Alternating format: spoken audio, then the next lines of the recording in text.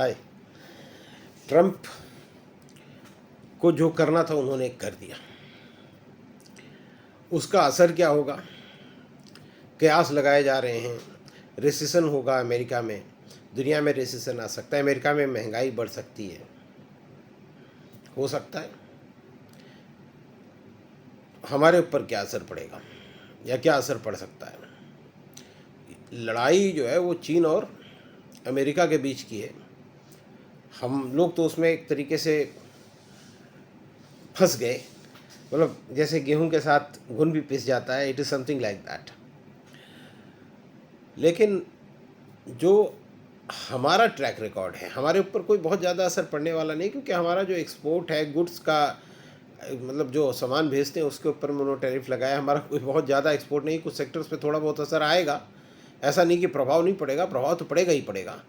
लेकिन फॉर्चुनेटली जो सर्विसेज हैं उस पर नहीं है, और भारत बेसिकली अमेरिका को ज़्यादा सर्विसेज ही एक्सपोर्ट करता है। 50% से ज़्यादा हमारा जो एक्सपोर्ट है वो सर्विसेज का ही है। और दूसरी चीज़ जो मेरी समझ में आता है वो ये कि उनकी जो टेक्नोलॉजी कंपनीज़ हैं, चाहे वो गूगल हो, माइक्रोसॉफ्ट हो, एप्पल हो, या एनवीडिया है, या अल्फ़ाबेट जिसको माइक्रो जो मतलब अमेजोन है, इस तरीके की जो भी कंपनी है, इनका सबसे बड़ा कंज्यूमर मार्केट इंडिया है।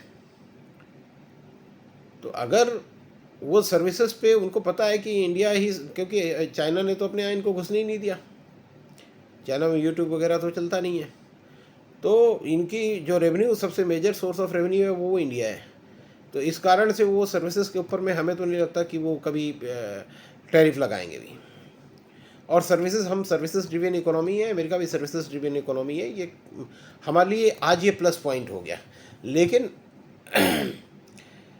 अगर दूसरे हिसाब से देखा जाए तो एक चीज़ ये है कि जो टैरिफ लग रहा है, अब चाइना क्या करेगा? अमेरिका में भेजने पर जो चीज़ $100 बेचता था, अगर वो $200 उसकी कॉस्ट हो जाएगी तो नेचुरली वो उसको कहीं ना कहीं डंप करेगा।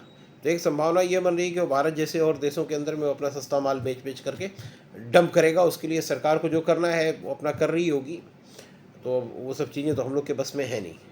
हमें सिर्फ एक फाइनेंशियल मार्केट के पर्सपेक्टिव से ये समझना है कि ऐसा मुझे लग रहा है कि आज अगर आप ये देखें तो आज भी रिजर्व बैंक ऑफ इंडिया ने 25 बिप्स मतलब 0.25% इंटरेस्ट रेट्स कम किए, रेपो रेट कम किया। उसका इम्पैक्ट हर जगह आता है। ईएमआई भी कम हो जाती है। आप ये देखेंगे कि 1-1.5 महीने बाद आपको हाउसिंग लोन वगैरह की जो ईएमआई है, जो इससे रेपो रेट से लिंक्ड है, वो 25 पैसा कम हो जाएगी। तो ईएमआई ऑब्लिगेशंस कम हो गई है। गवर्नमेंट ने जो अभी 12 लाख रुपए का टैक्स एग्जम्पशन दिया, उससे भी थोड़ा कंजम्पशन में बूस्ट आने की संभावना है।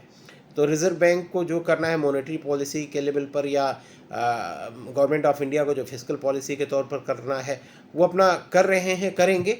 लेकिन हमें एक चीज़ ये समझना है कि एज एन इंडिविजुअल इन्वेस्टर के लेवल पर हम रिस्क मैनेजमेंट को हमेशा ध्यान में अगर रखते हैं, रिस्क मैनेजमेंट फ्रेमवर्क को ध्यान में रख करके इन्वेस्टमेंट करते हैं, तो हमें कोई बहुत ज़्यादा दिक्कत होती नहीं है। क्योंकि जो पास्ट हिस्ट्री है इंडियन स्टॉक मार्केट की, क्योंकि इंडिया अभी भी जो सबसे फास्टेस्ट ग्रोइंग इकोनॉमी है लगातार, और आने वाले समय में भी ऐसा है कि मुझे ऐसा लगता है, और लोगों का भी, मेरे लगने से कोई फ़र्क नहीं पड़ता है, बट जो बड़े बड़े वर्ल्ड बैंक टाइप इंस्टीट्यूशंस हैं उनका भी ये मानना है कि India is going to remain the fastest growing economy in the world. So अगर इंडिया फास्टेस्ट ग्रोइंग इकोनॉमी रहने वाली है, और इस टैरिफ वॉर का हम बेनिफिशियरी भी हो सकते हैं, अगर इसको हम एक थ्रेट की बजाय अपॉर्चुनिटी के तौर पर यूज करें, जो कि सरकारें सोच भी रही होंगी। हो सकता है कुछ पॉलिटिशियंस नेगेटिव बात करें, बट अगर उसको पॉजिटिव तौर पर लें तो बहुत सारा जो एफडीआई है, जो मैन्युफैक्चरिंग जो चाइना में जा रहा था या और कंट्रीज़ के अंदर में जा रहा था, हमारे यहाँ टैरिफ कम होने के कारण में, और एक साइजेबल यहाँ पर भी मास मार्केट के कंज्यूमर मार्केट होने के कारण में, फिर वो यहाँ पर शिफ्ट हो सकता है।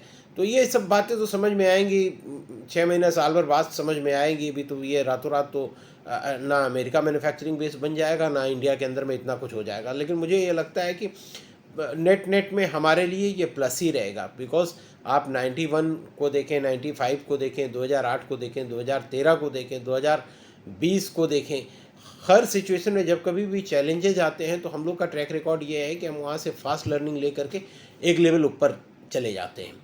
तो मुझे ऐसा लगता है कि इंडियन मार्केट्स भी अच्छा करेंगे, बिकॉज अल्टीमेटली अगर इकोनॉमी अच्छा करेगी तो इंडियन मार्केट्स को भी अच्छा करना ही पड़ेगा। हालांकि हम डिकपल्ड नहीं है पूरी दुनिया में, अगर इम्पैक्ट, क्योंकि पैसा तो कैपिटल का फ्लो एक कंट्री से दूसरी कंट्री आसानी से होता ही है, तो पैसे का फ्लो क्या होगा। अच्छा मान लीजिए एक सेकंड के लिए कि अमेरिका में रिसेशन आता है, तो अमेरिका में अगर रिसेशन आता है, अमेरिका में रिटर्न नहीं बनता है, रिसेशन का मतलब ये नहीं कि परमानेंट 10 साल का रिसेशन होगा, हो सकता है कि 1 क्वार्टर 2 क्वार्टर 3 क्वार्टर, या हो सकता है कि उन्होंने जानबूझ करके ये पॉलिसी इस वजह से बनाई कि वहाँ पर रिसेशन हो तो कुछ इंटरेस्ट रेट कम हो, क्योंकि फेडरल रिजर्व रेट काट नहीं रहा था, तो गवर्नमेंट के साथ उनका टसल चल रहा था। गवर्नमेंट ने बोला कि भाई रेट काटने के लिए फिर एक तरीका निकाला गया कि भाई अगर रिसेशन को आर्टिफिशियली क्रिएट कर दिया जाए तो रेट ऑफ इंटरेस्ट अगर कम हो जाएगा तो गवर्नमेंट की जो बोरोइंग है, क्योंकि अमेरिका के अंदर में उन्होंने कर्जा बहुत सारा ले रखा है और उसको सर्व करना उनके लिए बड़ा मुश्किल होता जा रहा है, तो अगर इंटरेस्ट रेट्स कम हो जाते हैं तो अमेरिका के लिए भी अच्छा, अगर इंटरेस्ट रेट कम हो जाते हैं तो हमारे लिए भी बड़ा अच्छा है।